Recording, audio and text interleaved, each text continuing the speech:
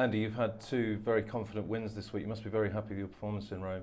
Yeah, it's been tough conditions for a couple of days, pretty breezy conditions, but done well so far, and handled the conditions fairly well. But yeah, it's been a good start for me. A couple of good wins against experienced clay court players, and yeah, glad to be in the quarters. And this match today, obviously, it's on your birthday, so it's the sort of thing we're always going to talk about. It's a nice experience to have. Yeah, well, I've actually had quite a few bad experiences on my birthday.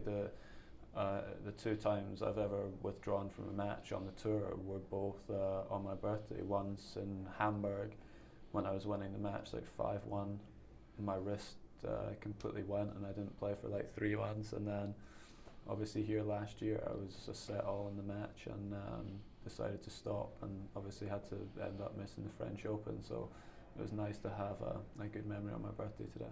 You've dealt with the win so well. I mean, is it something that some players just are able to do, or is it just if you get lucky on a day in terms of coping with the conditions? Yeah, I think it's a combination of things. I mean, if you grow up in a place where it's normally quite windy and you play a lot of your tennis in windy conditions, that's obviously going to help. But then, yeah, there's certain factors in terms of your technique.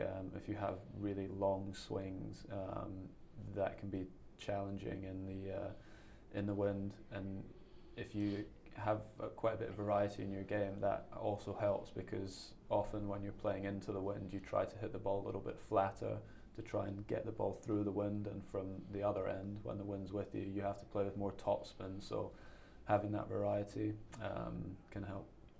The next round, everyone would predict it would be against Rafa.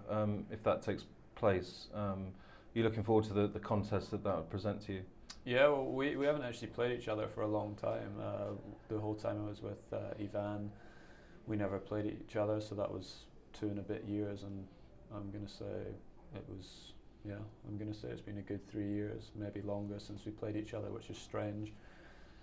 But yeah, I always enjoy playing against him. It's a good challenge, and for me, it's a good test right now with the French Open just round the corner, because potentially I could play him at the French, so to get a test and feel for his ball and see which things work against him on the court will be very beneficial for me.